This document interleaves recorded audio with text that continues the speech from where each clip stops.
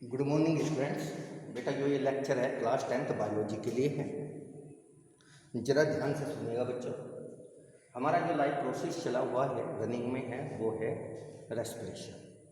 अभी तक हम लोगों ने ब्रीथिंग, रेस्पिरेशन, इनमें डिफरेंसेस आप लोगों को बताए हैं। रेस्पिरेशन की डेफिनेशन आपको क्लियर कराई है, रेस्पिरेशन के टाइप्स आपको क्लियर कराए हैं। क्लियर बात है बच्चों। अब आज हम लोग रेस्पिरेशन इन प्लांट्स की स्टडी करेंगे। ठीक, इसको गैसेस एक्सचेंज भी कहा जाता है। ठीक है, तो बेसिकली आप लोगों को एक बात मैं समझाऊँ पहले। जिस प्रकार से एनिमल्स नोस्ट्रिल्स के थ्रू एटमॉस्फेयर से ऑक्सीजन लेते हैं और वो पूरी बॉडी के अंदर डिस्ट्रीब्यूट हो जाती है। क्लियर बात है। प्लांट्स में लीफ अलग से रेस्पिरेशन करती है, स्टेम अलग से रेस्पिरेशन करता है और रूट अलग से रेस्पिरेशन करती है। यानी कि प्लांट बॉडी के अंदर ऐसा नहीं है कि केवल लीफ के स्टोमेटा से ऑक्सीजन आई और वो पूरी प्लांट बॉडी के अंदर डिस्ट्रीब्यूट हो गई, ऐसा नहीं है। लीफ अलग से रेस्पिरेशन करती है, स्टेम अलग से रेस्पिरेशन करता है और रूट अलग से रेस्पिरेशन करती है। तो ये हम यानी कि एनिमल्स और प्लांट में डिफरेंस होता है रेस्पिरेशन में। क्लियर है। उसके बाद बेटा मैं आप लोगों को एक और टर्म है डिफ्यूजन, उसको पहले बता दूँ। डिफ्यूजन क्या होता है? Movement of the particles from higher concentration to low concentration is known as diffusion. यानी कि जिधर सब्सटेंस की कंसंट्रेशन ज़्यादा होगी उधर से पार्टिकल कम कंसंट्रेशन की तरफ मूवमेंट करते हैं। इस फिनोमिना या इस प्रोसेस को कहा गया डिफ्यूजन। क्लियर बात है। तो आज हम पढ़ते हैं कि प्लांट में जो लीफ होती है, लीफ वो रेस्पिरेशन किस प्रकार से करती है। क्लियर है।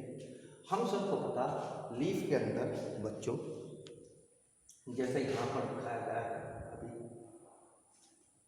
ये है लीफा। लीफ के अंदर क्या है? ये स्टोमेटा है। क्या है बच्चों? स्टोमेटा। तो लीफ में जो गैसियस एक्सचेंज होता है वो किसके थ्रू होता है? स्टोमेटा के थ्रू। क्लियर है। स्टोमेटा क्या होते हैं बच्चों? लीफ में प्रेजेंट टीनिपोर्स को स्टोमेटा कहा जाता है। तो प्लांट्स की लीफ में जो गैसियस एक्सचेंज होता है वो किससे होता है? स्टोमेटा से। This is the structure of stomata.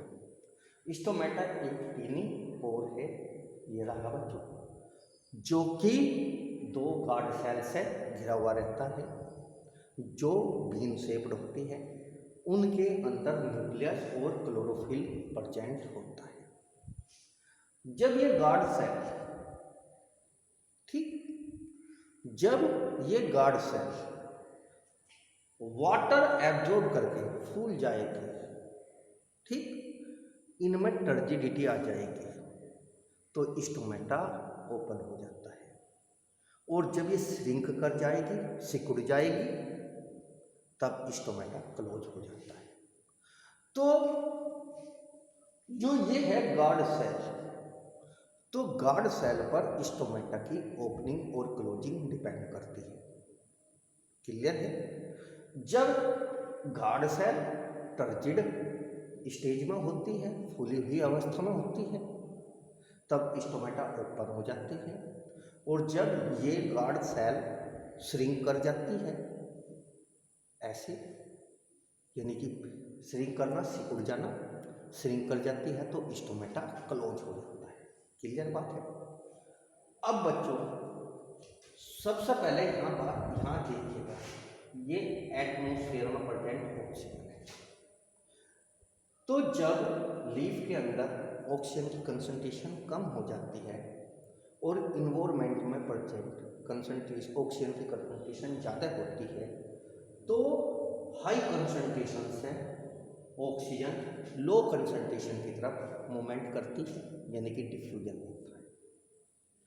तो इन्वायरमेंट से प्लांट या प्लांट लीफ ऑक्सीजन को स्टोमेटा के थ्रू डिफ्यूजन प्रोसेस से लेते हैं, इनटेक करते हैं। क्लियर बात है। तो ये हमें समझ में आ गया बच्चों कि जब लीफ के अंदर ऑक्सीजन की कंसंट्रेशन कम हो जाएगी तो वो डिफ्यूजन प्रोसेस से ऑक्सीजन को स्टोमेटा के थ्रू इन्वायरमेंट से ले लेगी। लेकिन इसके बाद इस ऑक्सीजन का क्या होगा, उसके लिए हमें समझना होगा कि प्लांट बॉडी किसकी बनी हुई होती है बच्चों, सेल्स की बनी हुई होती है। ये रही वो सेल्स, क्लियर बात है। इन सेल्स के बीच में स्पेस होता है, ये जिसको बोलते हैं इंटरसेलुलर स्पेस। तो प्लांट बॉडी चाहे वो लीफ हो, चाहे वो स्टेम हो, चाहे वो रूट, किससे बनी हुई होती है, सेल्स। और सेल्स के बीच में बच्चों क्या होता है, इंटरसेलुलर स्पेस होता है। फिर ये ऑक्सीजन इंटरसेलुलर स्पेस में ट्रैप हो जाती है, ठीक। फिर जब सेल के अंदर ऑक्सीजन की कमी हो जाती है और इंटरसेलुलर स्पेस में परसेंट ऑक्सीजन की कंसंट्रेशन ज़्यादा होती है, तो फिर डिफ्यूजन से ऑक्सीजन इंटरसेलुलर स्पेस से सेल के अंदर आ जाएगी। सेल के अंदर क्या होगा, सेल के अंदर ग्लूकोज का ब्रेकडाउन होगा और वहाँ पर क्या बनेगी, CO।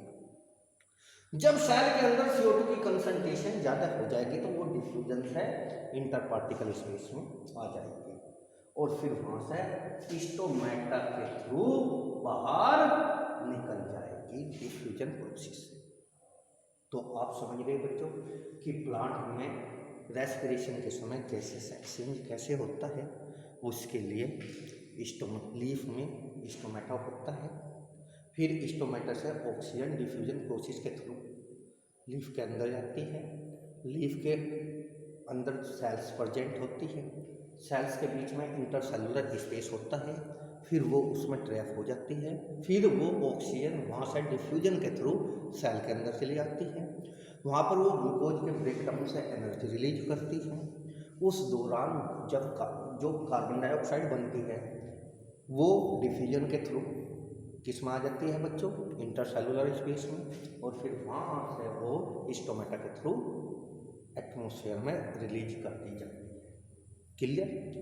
अब हम आगे कॉन्सेप्ट पढ़ रहे हैं, photosynthesis versus respiration in plants. Clear है बच्चों। तो जरा आप समझिएगा, प्लांट्स में दो प्रोसेस होते हैं, एक फोटोसिंथेसिस और एक रेस्पिरेशन। फोटोसिंथेसिस के बारे में काफ़ी बातें हो चुकी हैं।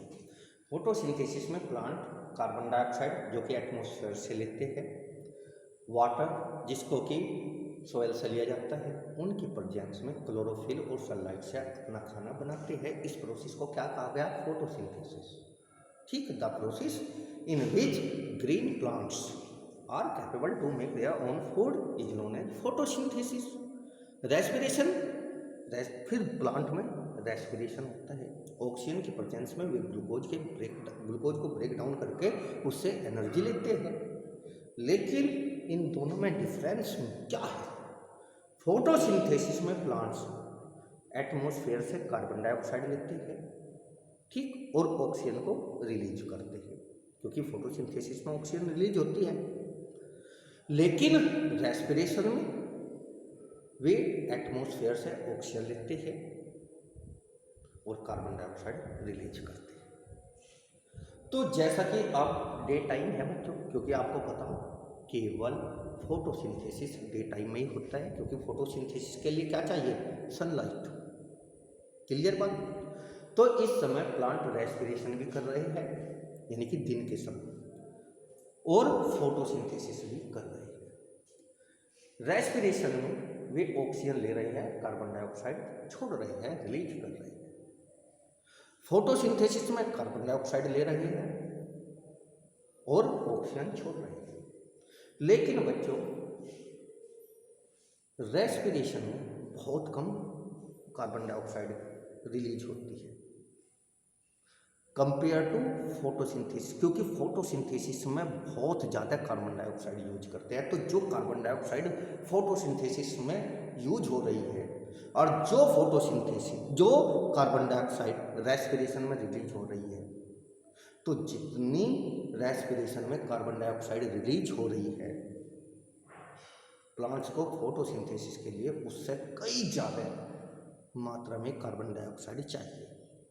तो इसका मतलब इस समय प्लांट फोटो इसमें रेस्पिरेशन में जो कार्बन डाइऑक्साइड छोड़ रहे हैं प्लांट्स, उसको फोटोसिंथेसिस में उसको भी और एक्स्ट्रा एटमॉस्फेयर से भी ले रहे हैं, उनको फोटोसिंथेसिस में यूटिलाइज कर रहे हैं। तो दिन के समय ठीक है प्लांट्स जो रेस्पिरेशन है डे और नाइट दोनों में करते हैं, लेकिन दिन के समय वे कार्बन डाइऑक्साइड नहीं छोड़ रहे। क्यों नहीं छोड़ रहे बच्चों? क्योंकि वो जो कार्बन डाइऑक्साइड रेस्पिरेशन में रिलीज हो रही है वो किस में यूटिलाइज की जा रही है? फोटोसिंथेसिस में यूटिलाइज की जा रही है। लेकिन बच्चों रात के समय प्लांट फोटोसिंथेसिस नहीं करते, केवल रेस्पिरेशन करते हैं। इसलिए रात के समय नाइट में बच्चों स्टोमेटा से कार्बन डाइऑक्साइड एटमॉस्फेयर में रिलीज की जाती है। आई बात समझ में? और किस प्रोसेस के थ्रू? डिफ्यूजन के थ्रू। क्लियर है? अब बच्चों हम आगे की तरफ चलते हैं।